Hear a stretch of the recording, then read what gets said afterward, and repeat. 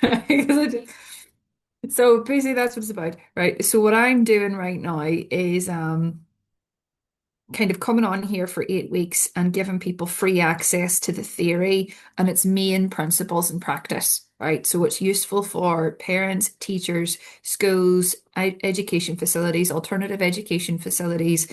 I'll also be telling people how to get in touch with me and how to work with me, because this work is really, really special and it is brand new. Right.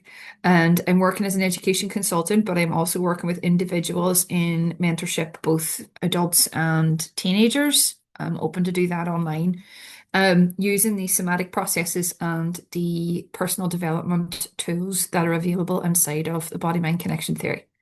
There are different ways to use it and apply it based on the age of the person, right? And the stage that they're at with regards to their own nervous system.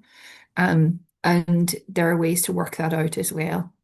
I'm giving away a free gift. I've popped it up on a post under this video. The free gift is the Body Mind Connection Breathwork Protocol, and it's for grown-ups who have any form of neurodivergence whatsoever and want to start collapsing the threat funnels or rigid patterns in their nervous system makeup, because every nervous system is unique, using the breath. It's a year's worth of breath work. It's a deep protocol. You're very much welcome to start. And if you want to work with me individually on that, you can also do it. I speak to a lot of parents, right, that struggle quite a bit when they discover ADHD or neurodivergence in their family. And as a consequence, the parents and the children are coming up against each other and hitting the same threat funnels. And there's repeated loops of behavior, right, that are exacerbating the core problem, which is chronic dysregulation and adaptive stress response, right? And we'll talk about that a bit, how to collapse it, how to reframe and return to an original state when ADHD is presented in its healthy, functioning intent. Now, I have an open floor today, right? So people will be dropping in to be with me in this video, and I will be open to take questions and chat as far as possible. I'm not the best with the tech, but I'm going to try my best to make that possible for everyone. And also, I'll keep my chat open under the video for anyone who wants to ask me questions during the session. Remember, this is the first of 8, so what I'm going to be doing is presenting the main information and really giving everyone what they need to go away with a totally new idea of what ADHD is, and therefore a completely different way to tackle it. Right.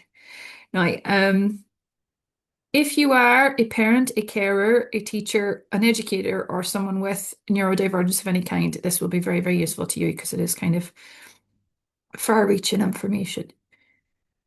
Hello to everyone who's joined me so far. I can't see you all yet. I'm just very quickly popping this into relevant spaces. Okay, everyone that I want to have access to this. Right. Um,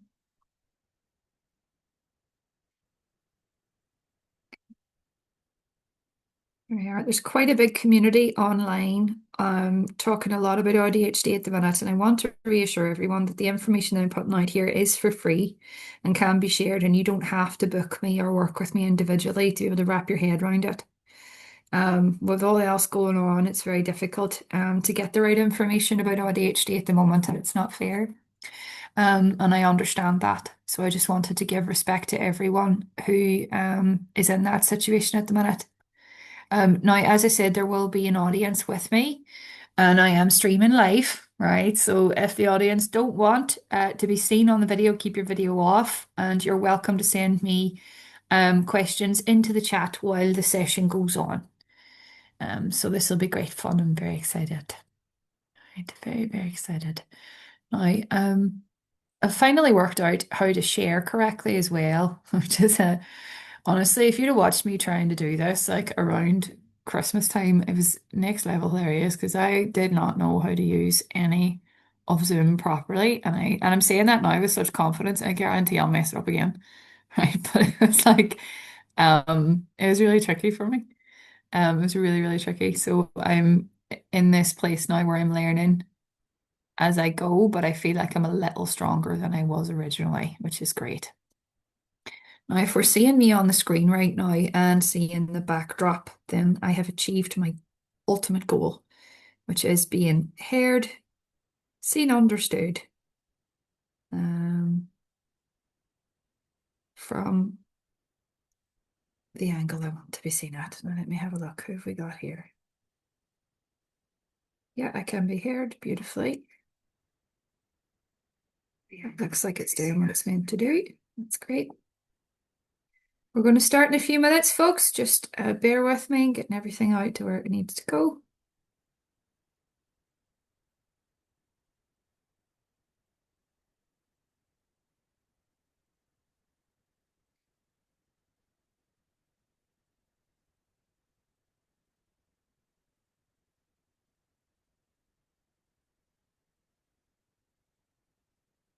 Table live for some reason.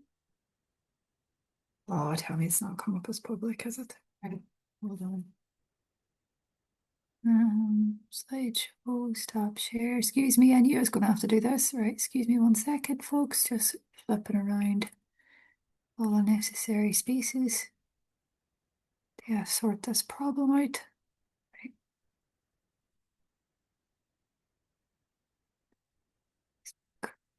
Life. Great. Let's see where the video is. Public. Get a post.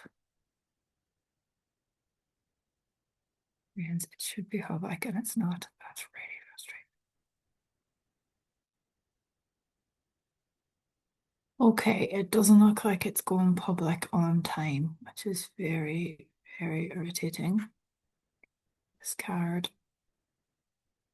Okay, pop the Zoom meeting link. Invite out to people.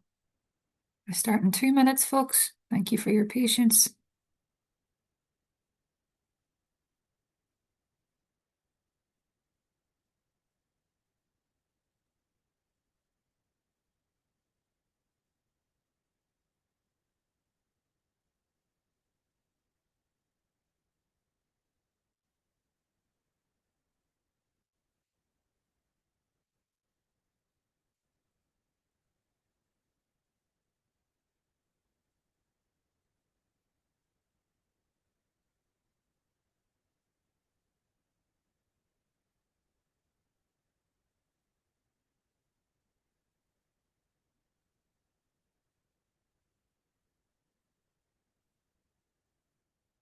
Okay, back we go.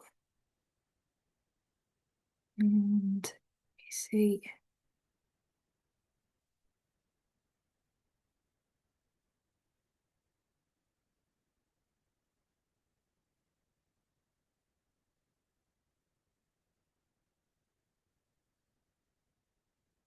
It's deeply frustrating. Okay. Okay, share.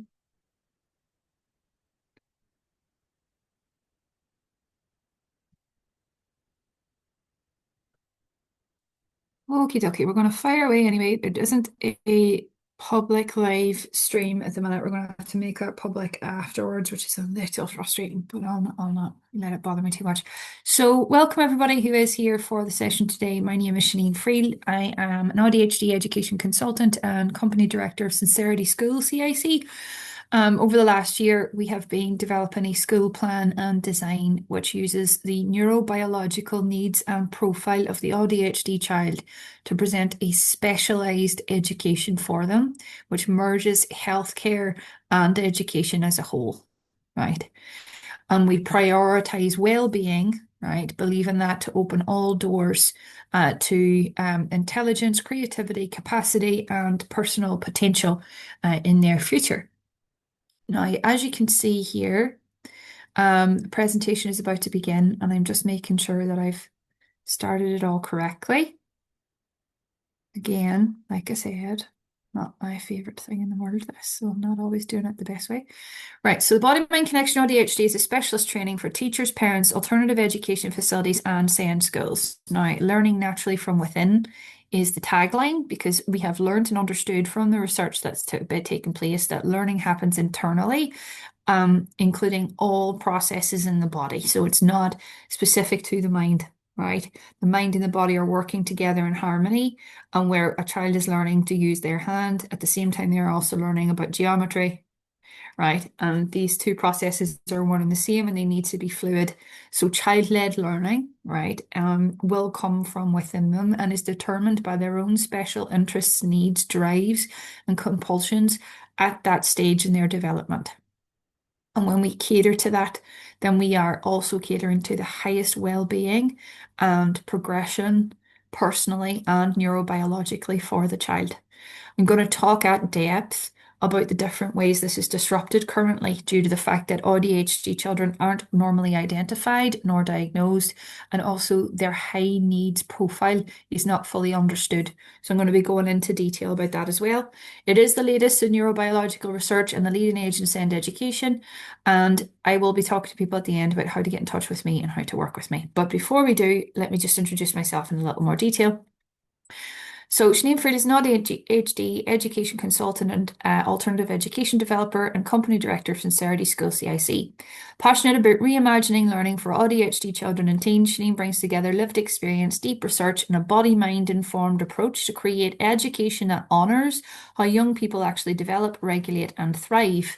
Through Sincerity School CIC, Sinead is helping shape a more compassionate, globally transferable model of learning rooted in nervous system health, emotional safety, and authentic growth. Sinead works with schools, parents, teachers, and youth service providers to reduce masking, meltdowns, self-loss, and chronic stress in ADHD young people. So you can contact me at the end of this. It's ShanineAFreel@gmail.com. That's Sierra Echo Alpha November India November Alpha Foxtrot Romeo India Echo Lima, and you can take it down at the end if you want for individual mentorship, talks, workshops, or training for your education facility or for yourself. So this course will take place for 8 weeks and it'll be every Monday at 11 a.m. Hopefully by next week I'll have worked out how to make it public immediately. At the minute it's sitting on Friends on my timeline, which is really irritating. So we're going to learn today what is ADHD and understanding of the internal experience. And it is theory and practice, so it is going to be useful for multiple different types of people. So before we begin, what is ADHD? ADHD is a neurotype which presents with features of high sensitivity, high receptivity to external output. It is a high fidelity, high perception neurotype with unique internal architecture and profound evolutionary potential if supported properly. Much of the commonly understood features of ADHD are compensations formed to maintain equilibrium in environments unfit for ADHD regulation and safety internally. There's a whole other profile for ADHD and it's a healthy one. And this is what we have designed the school system around. And this is what the body-mind connection process is designed to allow emerge from the child. We currently live in a societal system which does not appropriately meet the high needs of ADHD children and teenagers and thus creates and/or exacerbates a problem known as structural dissociation. Excuse me. Now, I'll speak about structural dissociation in detail soon, so don't stress out if you don't know what that means. Human beings are naturally neurodiverse. It is not helpful to separate autism and ADHD as separate comorbid identities. We will explore and observe the ADHD experience as one distinct neurotype on its own. Now, as I said, as we go, you're very welcome to ask me questions. All of the things that I introduced today, because it is the introduction, I'm not going into intense depth because I will be doing that over the course of the next 8 weeks with each section. I'm giving you an overview of the whole thing. So if you have got questions, you're very welcome to ask them, but I may give you a brief before I'll deal with it later as well. So the ADHD neurotype is a high-performance cognitive engine with internal tension between predictability and novelty. In neuroaffirming environments, the autistic monotropism and bottom-up processing traits flourish. That monotropism is fixation on a specific subject. Now, when that is designed neurobiologically, when a child is experiencing monotropism, what they're experiencing is their body and their brain serving themselves and targeting something that gives them enthusiasm and relaxation. And that fixation is somewhere they can learn from if it is supported appropriately, so in a relaxed state. Bottom-up processing means they like to discover via detail. So it's detail first, detail first, detail first until a full picture emerges. So not overwhelming the child either, allow them to focus on the core elements that they're very specific about and branch out in their own way. As ADHD children grow through safety and connection, they transition from survival to the 10th intelligence. Now, this is brand new, right? And this is coming from me. It's where all forms of intelligence, according to Howard Gardner's nine intelligences, merge and they create a multiplicity of capability, right? The ADHD child is very adept at multiple streams of information and is constantly receiving multiple streams of information. In a dysregulated and chronically stressed state, this is a problem, which is where we see masking, meltdowns, dysregulation, discomfort, all of that kind of stuff. And it can be very, very difficult for them. On the other side of that, when chronic dysregulation and adaptive stress response is healed, we see this multiple streams of information work in their favor, right? And it becomes a form of intelligence that is multimodal and is very, very powerful. So I, as an example, for example, I was a secondary English teacher for 15 years and got thrown into neuroscience and the body in order to create all of this, right? And it turns out it works very well. It works very well indeed. An overwhelmed child will fixate. Like my core skill was English because it was the thing that relaxed me, but I never got to grips with other subjects that I enjoyed, like science, for example, because of the environment didn't fit or because it was new to me in various different ways. It wasn't what I had grown familiar with, and I wasn't supported in going at the pace I needed to go at, and I also wasn't supported in exploring that safely, right? And had I done, I probably would have, observed and discovered, this interest in biology and neuroscience early on.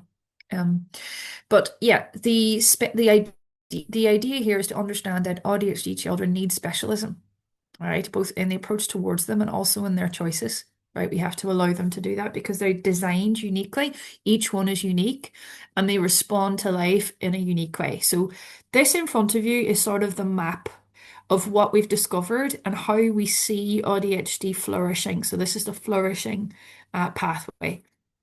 In their junior years, please excuse me, I do have hay fever. In their junior years, the detective mind is apparent. So monotropism is the LED torch where they fixate on special subjects. It focuses on intense cognitive resource, their intense cognitive resources into attention tunnels, allowing for profound immersion and expertise in specific interests. This is something that, when it is nurtured, allows the child to grow at their own pace into other subjects. Like with myself, English, then into neuroscience. I would have got there eventually. In school systems currently, we are teaching the children to take in too much information, and they're not designed to do that. They have to go one phase at a time. Bottom-up processing is where the ADHD child acts as a detective in a crime scene, meticulously collecting sensory details and facts until a unique big picture emerges organically from the evidence. Evolving interest is a big element here. In a safe environment, a child's natural, internally driven curiosity, enthusiasm, acts as a primary teacher, drawing out intelligence naturally rather than forcing it, which is another problem in schools at the minute. So, secondary years, the inspired creator. This is really exciting, this part, right? So by the time we have regulated children and they have a deeper body-mind connection within them, that's when the nervous system is no longer in adaptive stress response.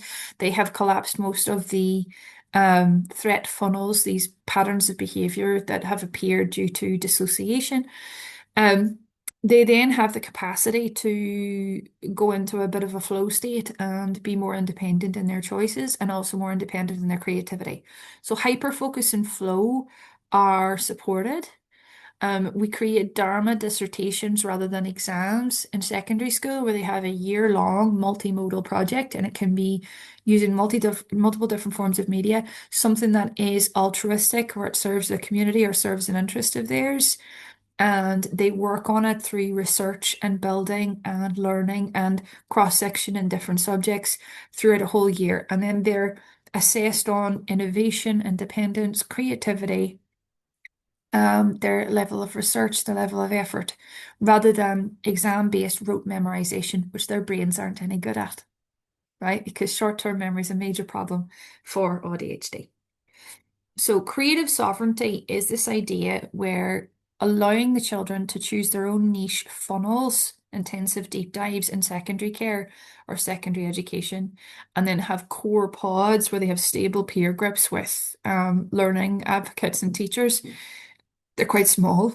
ADHD teens learn to trust their internal signals over external compliance. So we are allowing the children to drive their education, right? And because their environment is not overwhelming them and they're not being forced to do things they're not designed to do, they flourish in that environment. Now, in full maturity, I spoke about at the start that ADHD, when chronic dysregulation and adaptive stress response have been handled, we see a completely different profile for the child, right? So the maturity there is the 10th intelligence, and I'm going to talk about it in a little depth here. So this is polymathic synthesis. This is the highest expression of ADHD intellect. It combines the tunneling deep strength of autism with the branching wide strength of ADHD to see complex interconnected ecosystems where others see only lists.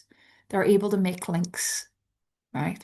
Now, one of the key definitions of intelligence is the ability to make links between separate subjects, right? So the abstract, the analytical, this is where they thrive. And it means they work really well in functions, projects, ideas, and collaborations that are wide reaching and will be immensely powerful for building futures for others, not just for themselves. Metacognitive attunement is the survival-based hypervigilance retuning itself. So right now, what we see as ADHD is actually unsupported ADHD. They're not being supported with appropriate specialized care. So hypervigilance is coming from chronic dysregulation and high stress. When that's not taken away because that alertness is part of the profile. It's softened and becomes part of a pleasing state of awareness where they can take in lots of information at once. They become high fidelity radars for lots of different information and ideas. They're able to observe themselves, others, and systems simultaneously with deep empathy and pattern recognition. So their minds become incredibly proficient in taking in invisible streams of info and organize that information in ways that are useful to others. There's also an entrepreneurial alertness. This integrated state transforms inattentiveness into the discovery of unexplained terrains and impulsivity into bold risk taking for innovation and social good, so for altruistic intent, because they love to give. Right? They love to fix problems, right? This is part of the ADHD profile and it's very, very keenly felt once they've matured and we've dealt with the problems I'm about to talk about right now. So they need healthcare and well-being to be combined. And I'm going to talk about the four core principles of the body-mind connection theory now that underpin the sincerity school model, the one we're building, and are the philosophical and scientific bedrock of the educational approach. The Hold on, excuse me 1 second. I've done something silly. Escape. Hold on. Close that. Excuse me. Back to the start. Sorry. So, oh, that's the wrong one. Right. Okay. So first of all, non-linear progression. Learning and growth are viewed as fluid, organic processes dictated by the nervous system's capacity at any given moment. This rejects fixed chronological or age-based timelines in favor of honoring each student's unique developmental journey. Where we see regression in a child, it's usually coming from overwhelm or trying to force them into linear learning. When we see an ADHD child developing, it usually looks like they're getting nowhere and then all of a sudden they pick something up. And this is all to do with the nervous system and the unique presentation of their nervous system as well. So we will not be using linear systems. We have a loose one that remains flexible on a day, on a week, on a time, on a season. So care over curriculum. This principle establishes that students' nervous system health is the foundation for all growth. Put it simply, their health, well-being, and happiness come first, right?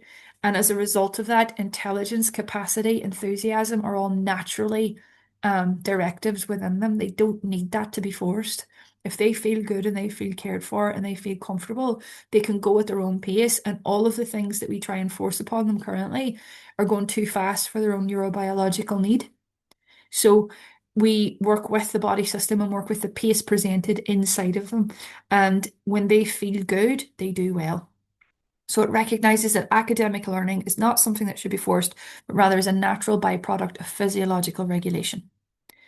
So the third one, the goal of integration. The ultimate aim is to heal the structural dissociation, which I'll talk about in a second, which is an internal split between the apparently normal part, the masking self, and the emotional parts, the authentic self holding trauma.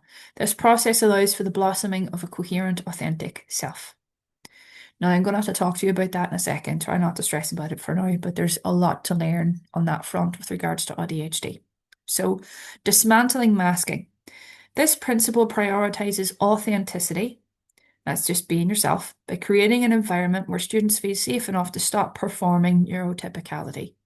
By removing the immense energy cost and psychological burden of hiding their true self, students can allow their exiled parts to be seen and accepted, both at school and at home. So these principles are complemented by by what I call the four natural teachers, which are the innate drivers of learning: evolving interest, enthusiasm, emotion, and environment. So we are constantly altering those four or watching those four to see a trajectory of progress.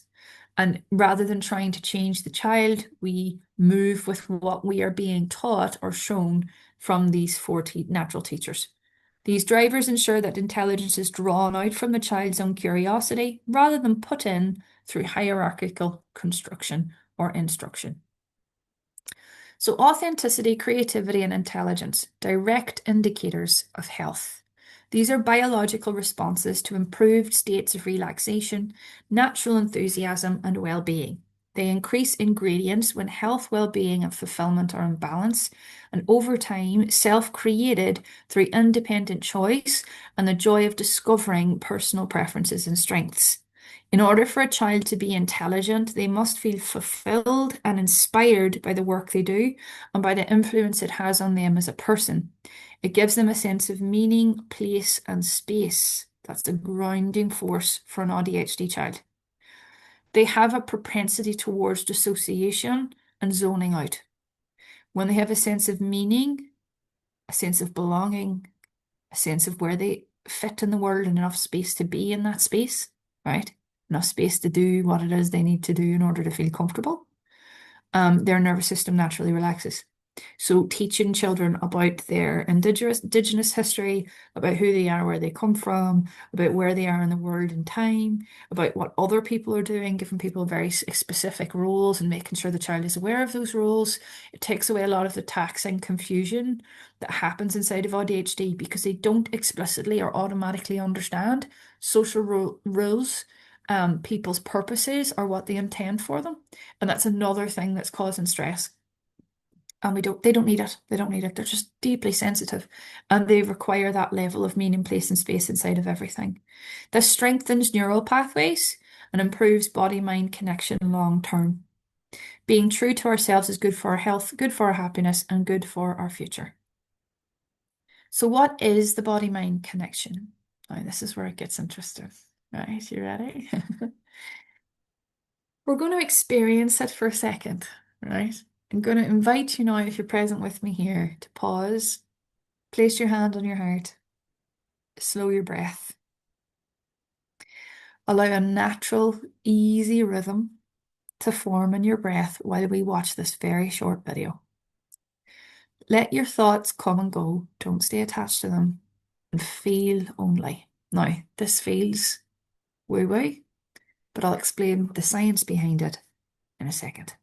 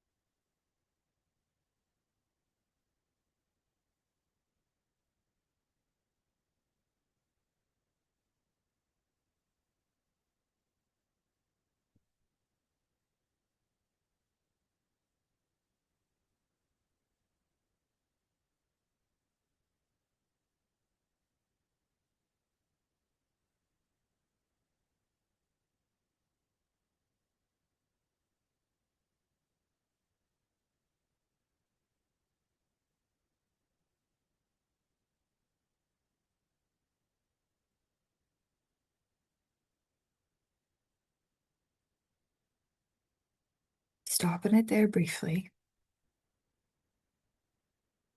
Just take a beat. There's something about AuDHD that, or those with AuDHD, that is rarely understood in its rightful context. It's a deep, deep understanding and responsiveness to beauty,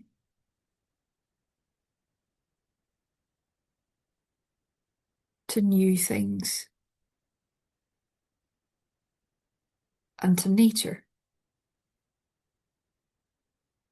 There's a really, really deep state of awe and joy that can be sort of drawn out of a child or an adult who is this sensitive, that when is consciously encouraged, is deeply nourishing for the overall body system and also for the creative process. And when that isn't recognized, we are limiting the capacity and ability of these children, because that's their great gift. Their sensitivity is what makes them inherently very special. And we override that and have been overriding that, which is making them ill. So that's what I want us to keep in mind, is that inside of every AuDHD child, whatever problematic circumstance they may be in currently, this propensity towards awe, beauty, and meaning, creation of meaning, is inherent within them. It's natural to them. And we can get them back there quite easily. Now, I have shared today as a free gift a breathwork protocol for anyone who connects to this today and is highly sensitive, possibly neurodivergent, or diagnosed, doesn't matter. That breathwork protocol takes you back to that state of awe, joy, beauty, and meaning. And it's by collapsing all the parts of us that have been straining against our own sensitivity. Now, the heart-centered path, as you see here on the screen, restoring the body-mind connection. The body-mind connection is an innate intelligence network where the heart acts as a regulator for the body and brain. When stress or fear causes us to retreat into head-based thinking, we disconnect from the system. However, we can restore this vital link through the intentional use of the breath. So there's a cycle of disconnection on the left here. The head-based trap. We often falsely believe our heads do all the thinking and creating, causing us to ignore the body's signals. This creates a state of alarm because the body is the one who's speaking to us, and the mind is an assistant to the body. The mind is an assistant to the body's intelligence, not the other way around. Repeated stress or fear causes the body to disconnect for survival, causing intense dissociative states in children that are very easily wrought inside of AuDHD teenagers. They have learned to cope through dissociating, and it causes, when it's intense in those early days of their neurological and biological development, fractures in their psyche and fractures in their development, so they become arrested inside of that. I'll talk about that a little more today, just a little bit, and then in more in depth next week. But it leaves them in a constant state of internal alarm, which they're largely unconscious of because they're moving away from the source of pain, the emotion, rather than into it from a relaxed state to let it up and out and be processed. It freezes them in time, which is why we see a lot of AuDHD children with slow development or low emotional intelligence or an immaturity, shall we say, that is outside of the expectations of their age. It's not their fault. It's because at some point that overwhelm was too much and they got stuck somewhere. Now, there are multiple streams of progression at any given time for a child. So it may be just one stream that's been disrupted. But if it happens consistently over time, it develops complex trauma. And because they're born here with that awe, beauty, sensitivity, responsiveness to the world, they're more likely to develop chronic structural dissociation and dissociative patterns, which puts them into states that are high masking, that are fronted, that on the front end look normal, but are showing an internal terror underneath. And this is what schools are not aware of and not catering to because all of this is invisible. Now it's move away. Their signals become muddled and they begin to understand their bodies as unsafe to connect to. And that's not true, right? Their bodies will heal them, recover them. If the body and the heart and the heart rate variability are considered priority, the rest of the body system works in harmony like a tree. The trunk of the tree is the heart, right? If we do not have the trunk in full health, the rest of it withers, right? It's the same thing. So using the breath as a tool, simple, unhurried breathing allows the body to drop beneath the cloak of alarm and begin the detox process. I've been through this process, right? People do not understand. Detoxing the body from unhealthy patterns starts at the trunk, the heart, and it's all emotion based. Emotion locks itself in the body and it's underneath alarm. And it's taken 2 years for me to get to a place where I haven't completed the game yet, right? But like there was a lot to come up and it's been consistent daily. A discipline that is required of me has given me back so much because I didn't know how to experience happiness or joy or love. I didn't know what they were. I knew how to perform them. I didn't know what it felt like to have them in your actual body. I didn't know what relaxation felt like until I was 40.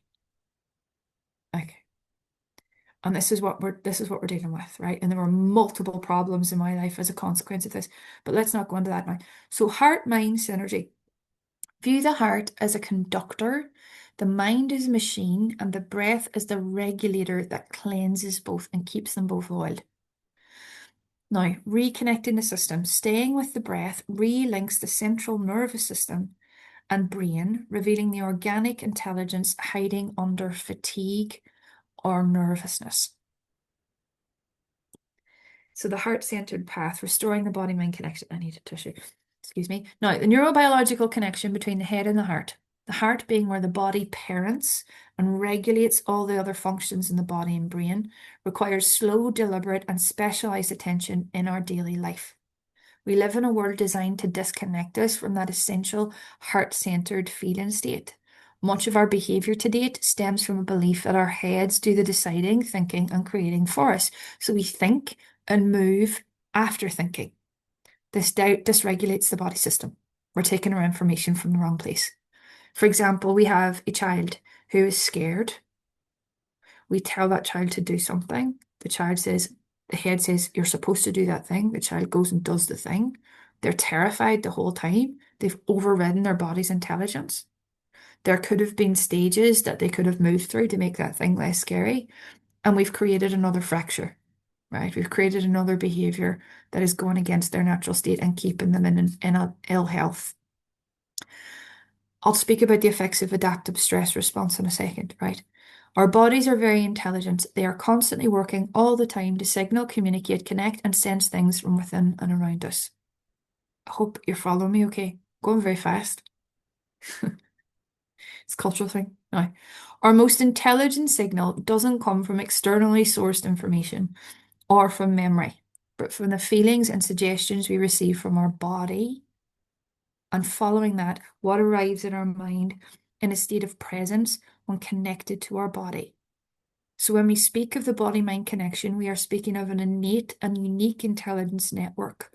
This network is highly sensitive, and if it is exposed too often and too early to fear, shame, shock, or extreme sadness, it starts to disconnect to survive. So our real self, our emotional parts, because they become parts because we're not paying attention to them, right? they all become locked off, are hidden underneath an apparently normal masking state. And I'm ADHD, so I'm speaking of myself here. So, and we are disconnected from our true self. So we start to make decisions from the mask. And what is the mask run by? Other people's point of view, external information, and is not taking into account our innate nature. And this is what is not understood about human beings as a whole. We have an innate nature that has an intelligence all of its own that comes from every process inside of us and can be understood from our feeling state. There are multiple ways our feeling state informs us of things, right? And it's an invisible intelligence, it's intuitive, and it is us. Our uniqueness gets jammed under all of this pain. So there's our unique nature, right? There's all the pain, and there's this false self dancing for monkeys somewhere here, right? And it takes ages to block, sort of, to block it all off. It takes ages to block it all off and become someone, right? That we have formed from pain. But that pain person, that personality we think we are, isn't actually us. So in order to get back to our natural state, we go through the body, restore the body-mind connection, the heart and brain coherence. And it's uncomfortable because it means process and emotion, but it changes everything. Heart over head, it's the most intelligent choice because it is. It just is. Now, it remains in a state of alarm, the nervous system and the body, drawing us more into head-based decisions and thinking when we're not listening to it. We lose our whole body intelligence where our originality and biology work as a team. This means we start to form a self, an experience, an identity from things we've been taught, shown, or told. Look at me reading the next slide. I do that every time. And this increases the body's state of alarm. It continues to feel, it continues to build information, data, responses, and intelligence, but it is aware we are no longer listening to it. Thus, the AuDHD split, right? Head-based personhood, body-based personhood, two entirely separate entities, right? And they're formed from rigidity in the nervous system. What we actually do is create flexibility in heart and the heart rate in the nervous system's expression. And we do that by processing emotion and making choices that are new, right?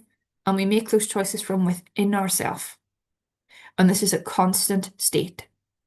The body is constantly working towards reconnecting the mind and the heart.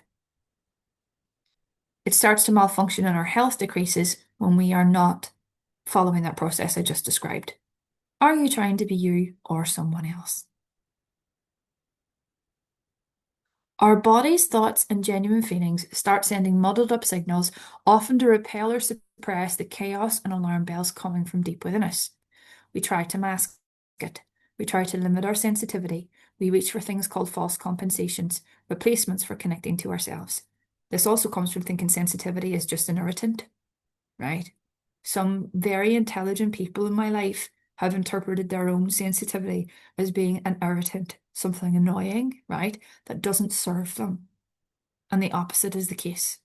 The state of alarm or stress or irritation, avoiding the emotionality, the negative emotionality at the top of things, is locking us off from a deep state of relaxation and well-being and intelligence that comes from embodied awareness of ourselves.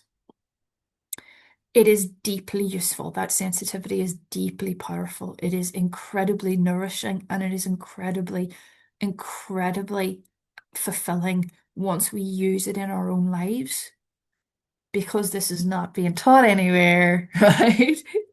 People have a different idea of what sensitivity is. They say it like it's an insult, and it's like it's not. I understand why, because our entire lives have been designed to kind of fruitfully give us this impression that to be head-based intelligent is the only form of intelligence. Embodied awareness of self gives us information about everything, and it feels good to apply because it's coming from our own evolving interests our own passions, our own creativity, our own curiosities. Think about the last time you're really excited by something naturally without a stress response attached to it or some need that you needed to fulfill, something that naturally feels good to listen to or be around. That's telling you something, right? And it's unique to you. When we don't buy into our own uniqueness and our own inherent intelligence internally, that we don't get AuDHD and we don't reach the fruits of the profile either. So the only way to heal it is to reconfigure the connection. The only way to start undoing the layers of faulty signaling and inauthentic, inorganic, and artificial behavior is to go right back to where it all started, the heart. It's time to start listening to what's going on. It's time to heed the alarm and give it the presence, attention, and time it needs to let us know what it is we've been trying to shut down. And how do we do this? The breath. So the breath is a natural healing method for reconnecting us to our full and original functions and state.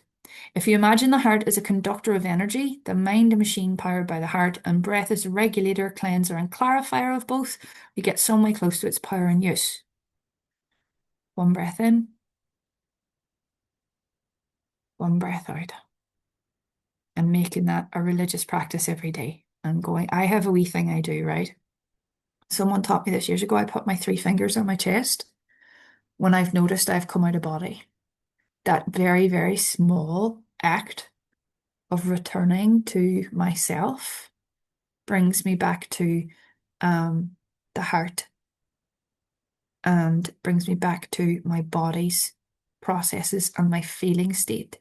And I use that as my first point for the next step that I take.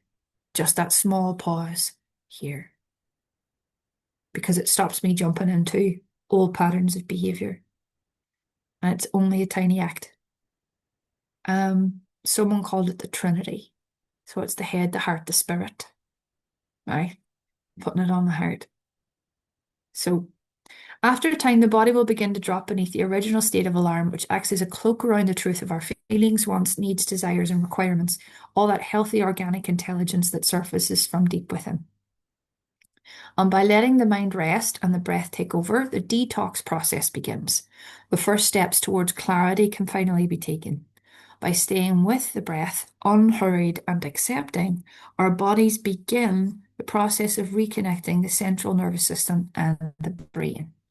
This is the beginning of experiencing who we really are and what's been hiding underneath all the fatigue, urgency, weariness, and restlessness sourced from chronic dysregulation and a loss of natural body to brain functioning.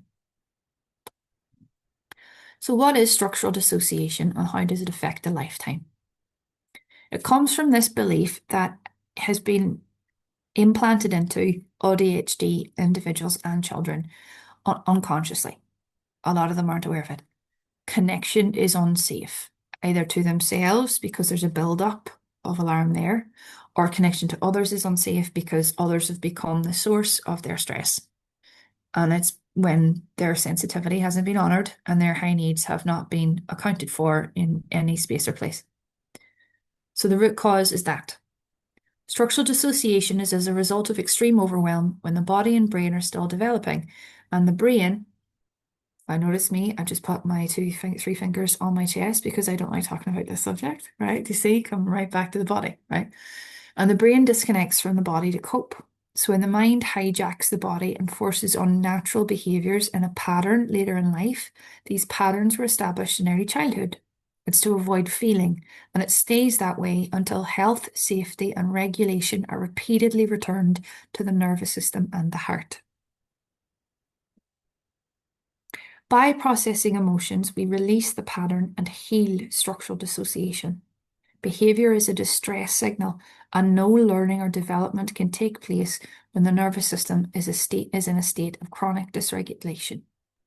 Now, here's a map of what happens, right, when it's not confronted. And I have lived this. To illustrate how early environmental stress and attachment disruptions shape the nervous system over time, leading to survival strategies like structural dissociation and fragmentation in AuDHD and related profiles. When early trauma interrupts development, the nervous system may organize around survival instead of integration, which is feeling to support the body's processes. Survival is stuck, right? And then fronting over that stuck state. Conception. Biological and prenatal influences begin. Stress sensitivity can be shaped before birth through the mother's environment and epigenetic markers. 2. Infancy. Co-regulation builds the first regulation patterns. Safety, rhythm, and attunement from caregivers act as a biological scaffold for the child's immature nervous system. If there's no co-regulation, then dissociation begins. So early childhood, attachment disruption drives dysregulation. If the environment is unsafe, structural dissociation begins as a survival adaptation to compartmentalize unendurable pain. We put it away, we do not deal with it, and it sits there. And it becomes part of the nervous system's framework and profile. But we're not acting from it, and we're ignoring it, and it gets worse. 4. Middle childhood. Coping strategies become automatic. Patterns like hypervigilance, shutdown, attention problems, often mislabeled as simple inattention, appear as protective armor. So are we seeing the emergence of the profile of AuDHD that is inaccurate? That is in fact a product of chronic stress. 5. Adolescence gets really complicated here. Stress intensifies instability and identity conflict. Significant brain pruning, as the brain is deciding what's important and what's not at that first phase, makes the system sensitive. Symptoms often become more visible in social, academic, and internal identity struggles. 6. Adulthood. Patterns consolidate into familiar coping mechanisms. Without intervention, complex trauma and dissociation persist, manifesting as masking and chronic allostatic load. Developmental overlaps. And I'll go to that in a second. 7. End of life, entrenchment versus integration. Uncorrected patterns may remain, but healing and integration remain possible at any stage to change the final trajectory. Now, let's have a look at the far side of this slide here. Spectrum of adaptation under chronic dysregulation. So this is the sort of the schema for where humanity lands itself based on how often it's been traumatized. And with high sensitivity like AuDHD, we all land here somewhere. Okay, so integrated regulation is a state of ventral vagal safety where curiosity and social engagement are accessible. Trauma-related dysregulation is chronic oscillation between hyperarousal, fight or flight, and hypoarousal, which is shut down. I used to suffer with that pretty bad. Just constantly going between the two. And it's every so often it's still something that I have to deal with. So complex trauma or dissociation, the fragmentation of self into parts to survive inescapable environmental or relational threat.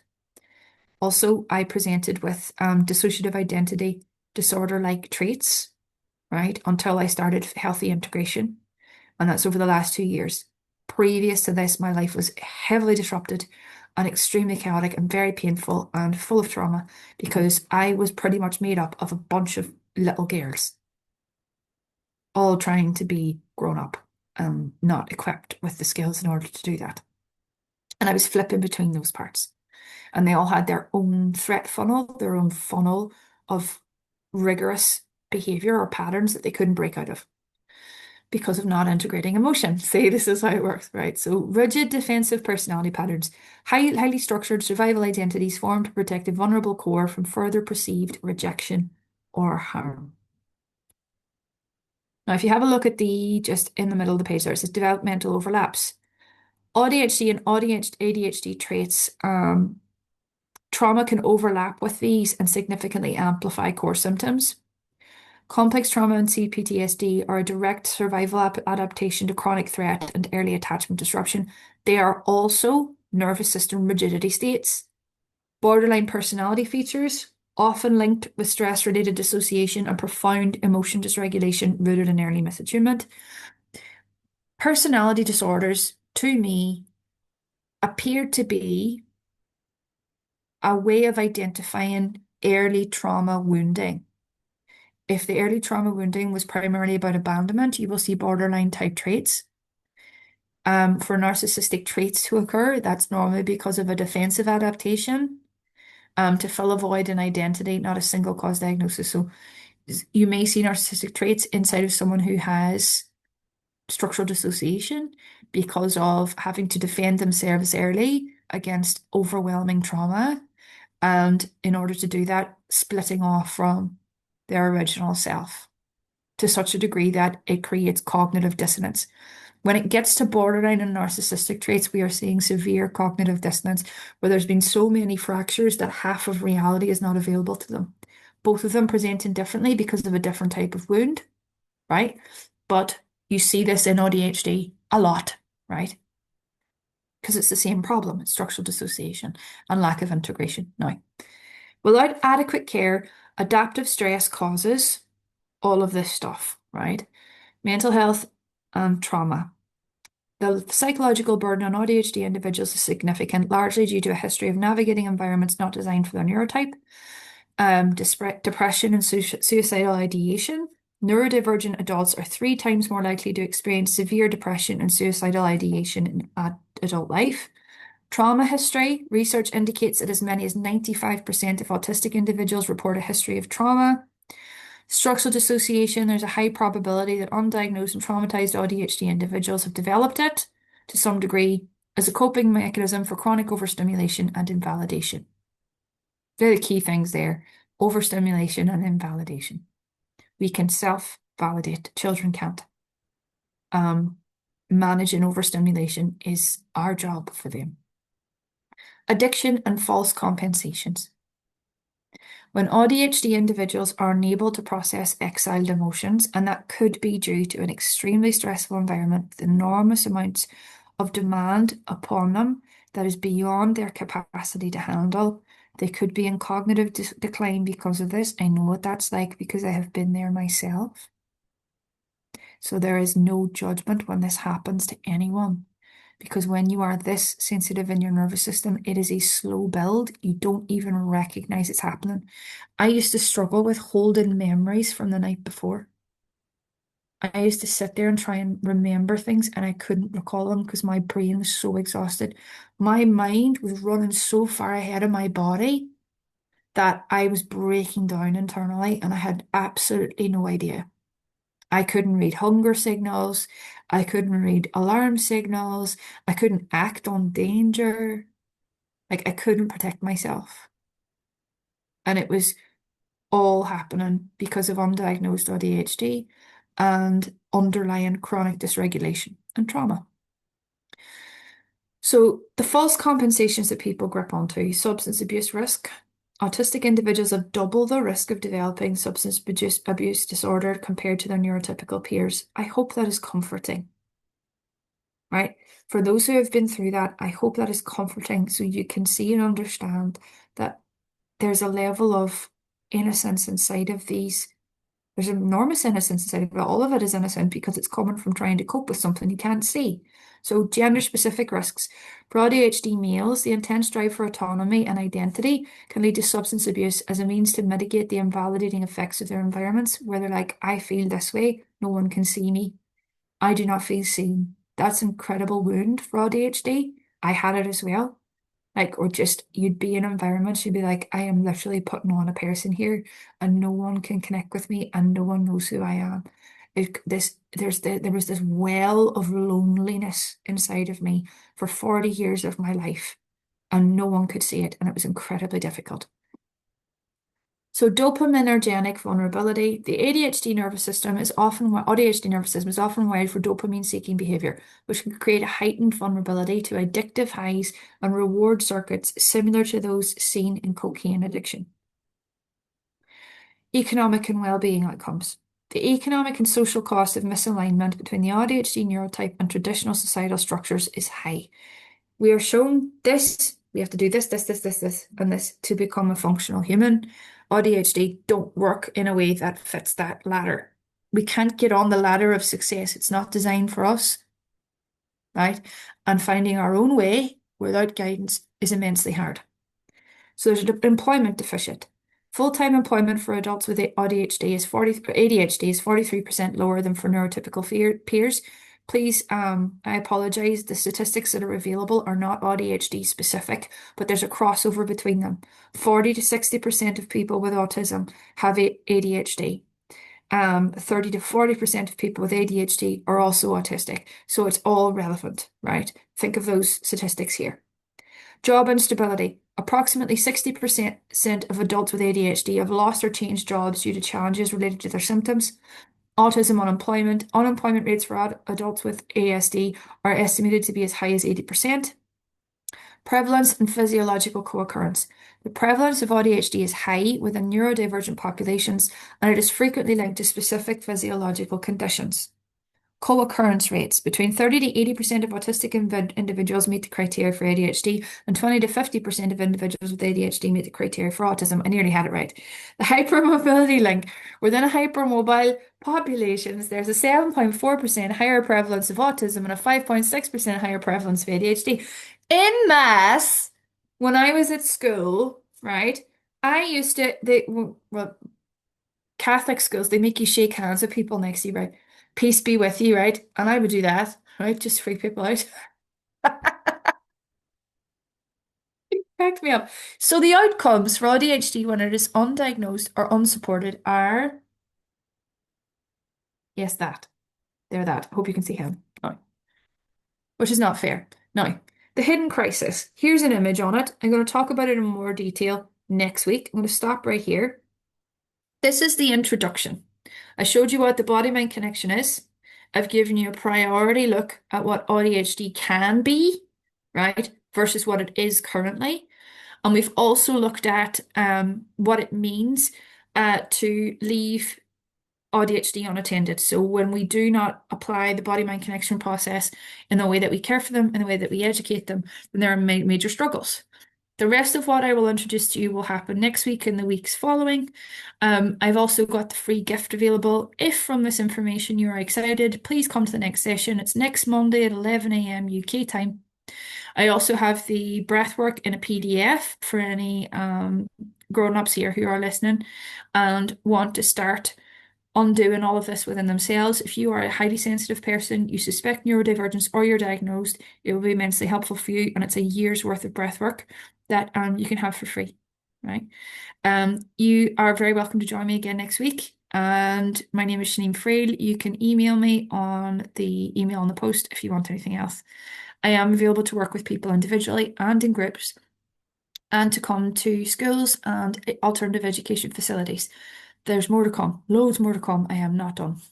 Bye. Thank you very much for being here today. See you later, Arnold. Bye.